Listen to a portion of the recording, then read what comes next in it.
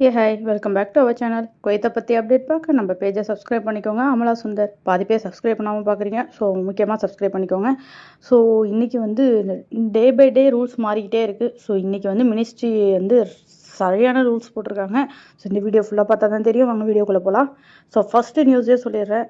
Kuwait போக்குவரத்து துறை, அதாவது டிரான்ஸ்போர்ட் டிபார்ட்மெண்ட் வந்து வர பிப்ரவரி 2லேருந்து 8 வரையும் செக் பண்ணதில் கிட்டத்தட்ட 27,300 பேர் வந்து போக்குவரத்தை மீறி இருக்காங்க. அதேமாரி 404 கார் வந்து 64 டூ வீலரையும் பறிமுதல் செஞ்சுருக்காங்க. அதேமாரி இந்த லைசன்ஸ், இந்த குடியிருப்பு லைசன்ஸ் கேன்சல் ஆகி 50 பேரை வந்து அரெஸ்ட் பண்ணியிருக்காங்க. அதுக்கப்புறம் பார்த்திங்கன்னா 223 பேரை வந்து இந்த ஆக்சிடெண்ட்டில் சின்ன சின்ன காயத்தோட பதிவு செஞ்சுருக்காங்க. ஸோ நல்லாவே டிராஃபிக் ரூல்ஸ் பார்க்குறாங்க. ஸோ சேஃபாக இருங்க. குவைத்தில் இருக்கிற டிரைவர் நீங்கள் ரொம்ப சேஃபாக இருங்க. ஸோ இப்படியெல்லாம் வந்து இன்னும் சேஞ்சஸ் ஆகிட்டே தான் இருக்குது. ஸோ அடுத்த ஒரு பிக்கஸ்ட் நியூஸ் என்னன்னா, ஆம்புலன்ஸ் அண்டு ஃபயர் இன்ஜினுக்கு வழி விடாமல் நம்ம பாட்டுக்கு நின்றுட்டு இருந்தோம் அப்படின்னா கிட்டத்தட்ட 150லேருந்து 300 தினார் வரையும் ஃபைன் போடுறாங்க, இல்லைனா அரசுன்னு சொல்கிறாங்க. ஸோ டிரைவராக இருக்க நீங்கள் அண்டு கார் வச்சுருக்க நீங்கள் கொஞ்சம் சேஃபாக ஓட்டுங்க, சேஃபாக ரூல்ஸை மதித்து ஓட்டுங்க. ஸோ நெக்ஸ்ட்டு நியூஸ் என்ன அப்படின்னா, குவைத்தில் நாளை முதல் கவர்மெண்ட் மட்டும் ப்ரைவேட் ஆஃபீஸில் வந்து இது சர்டிஃபிகேட் எல்லாமே செக் பண்ண போகிறாங்கங்க. அதாவது யார் யார் டூப்ளிகேட்டாக சர்டிஃபிகேட் கொடுத்துருக்காங்க, யார் ஃபேக்கெலாம் இருக்காங்க, ஃபேக்காக சர்டிஃபிகேட் கொடுத்து ஒர்க் பண்ணுறாங்க அப்படிங்கிறத தரவாக செக் பண்ண போகிறாங்க. மினிஸ்ட்ரியிலேருந்து இது அப்ரூவ் ஆகிருக்கு இந்தமாரி செக் பண்ண சொல்லி.